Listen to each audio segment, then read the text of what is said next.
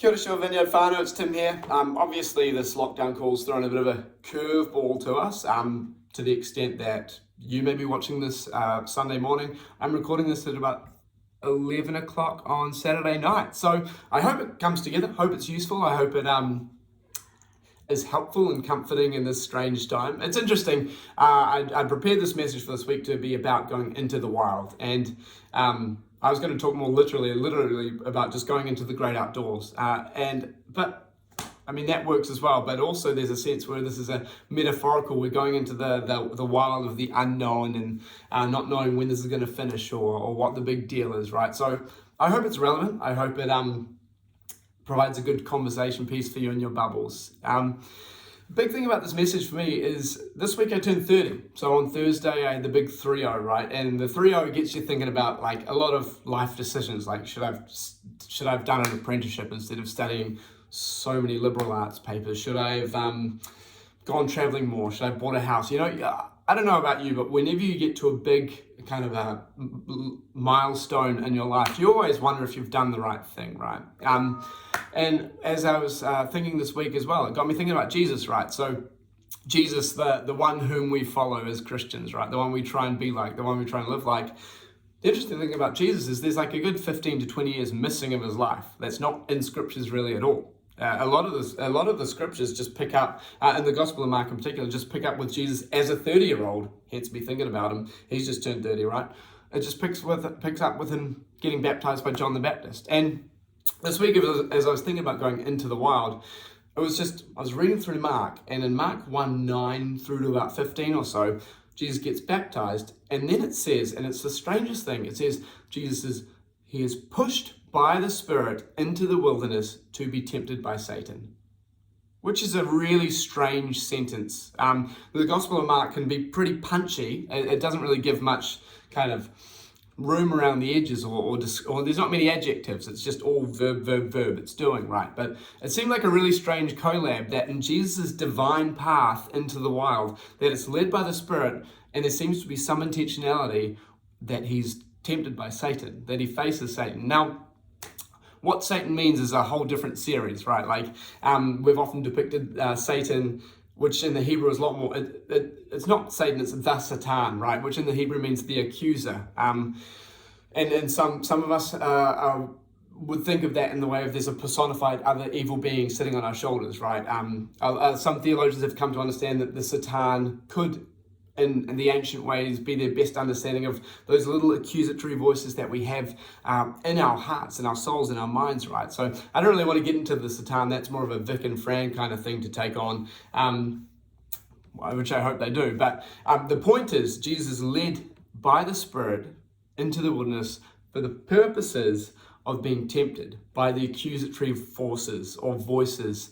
And in the story, it's expanded in the other Gospels, in the story he's delivered these promises of prestige and power and position, right? Like, and these are similar things that we face. We're tempted by these as well. Like, my life will be great if I'm powerful, or my life will be great if I'm rich, right? But Jesus, he's faced by these, and he doesn't submit to them, right? But he, in a sense, needed to go into the wilderness to be tempted by them, to overcome them, to actually do what he needed to do in his life, right? And Jesus models a path for us to follow. So it made me think, when we journey into the wilderness, do we too face these kind of voices and these temptations? And as scary as they are, do they offer us the opportunity to grow and to have more clarity around who we are, right? And it made me think, right? Like, the wilderness, it's scary, it's unknown, and at times we're exposed to these parts of ourselves that kind of bubble up from the surface when everything's quiet around us, right? Like, I don't know if you've noticed this, but when I'm in the wilderness, when I'm outside and there's no one else around, right, my externals get quieter, right? But I just notice those internal voices get louder and louder.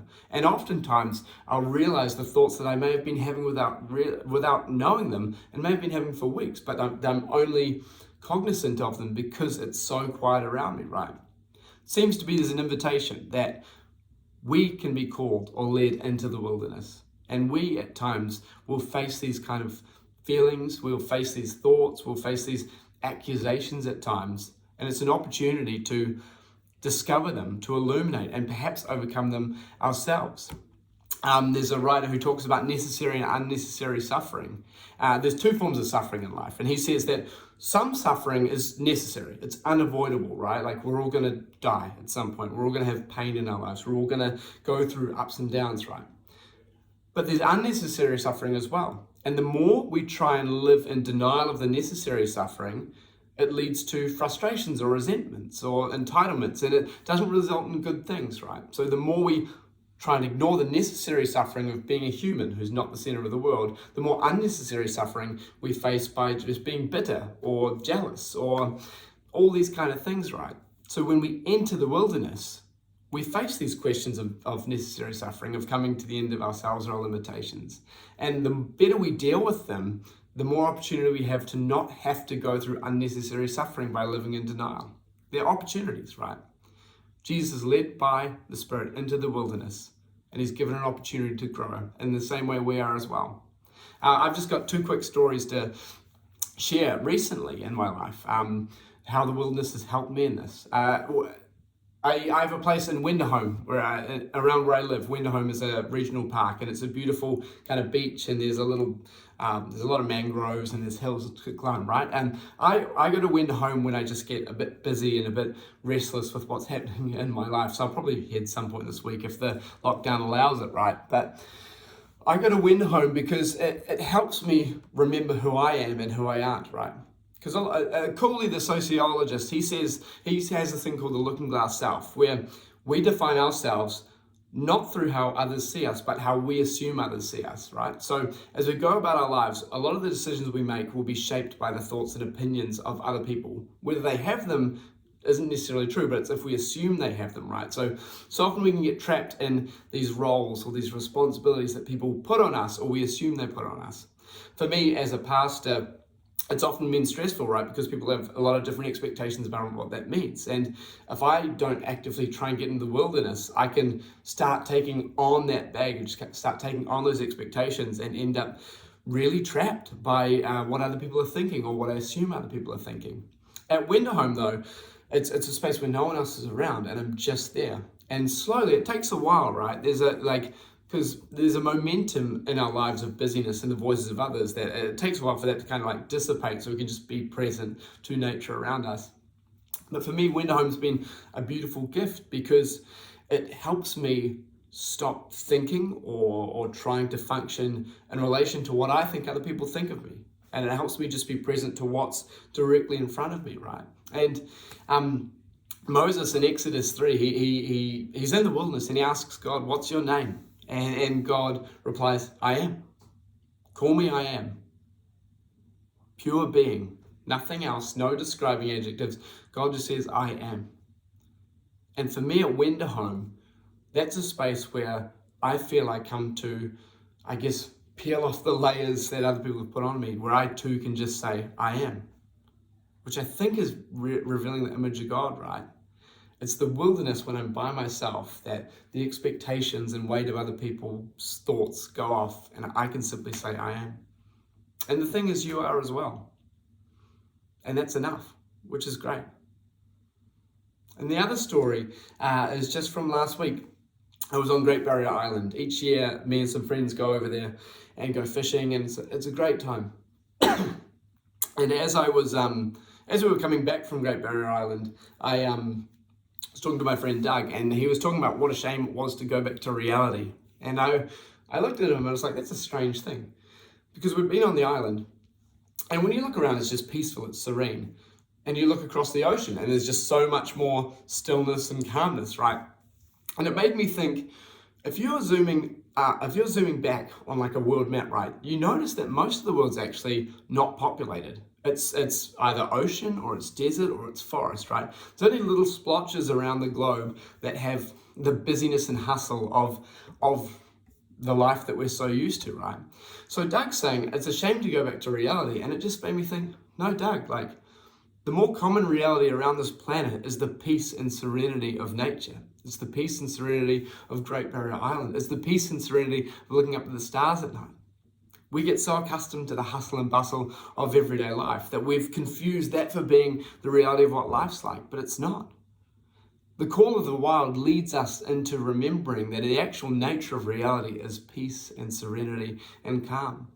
And hopefully, I hope that serves you in the midst of what we're worrying about and what's going on with this pandemic. That if we get into the wild, we can begin to notice and become in tune and in rhythm with the fabric of nature, which is actually far more peaceful and serene and calm. So this week, I'd love to encourage you. If you get the time, maybe the Spirit compels you, maybe He pushes you into the wilderness to discover these things. Or maybe you wake up tomorrow morning and you just choose to go for a walk and to just sit. And as the silence of your external world goes down, maybe you'll have your inner world bubble up and notice what you notice and pray about it. Write it down. See what accusations, see what thoughts come up. And within that, may we as a people, encounter these thoughts, overcome them and be liberated from them so we can serve God better and follow the way of Jesus better. Do what needs to be done and not be inhibited by these toxic thoughts and these accusations. Hopefully it's helpful. Who knows what's going to happen with these levels and that kind of situation, but I encourage you, get into the wild, see what's there.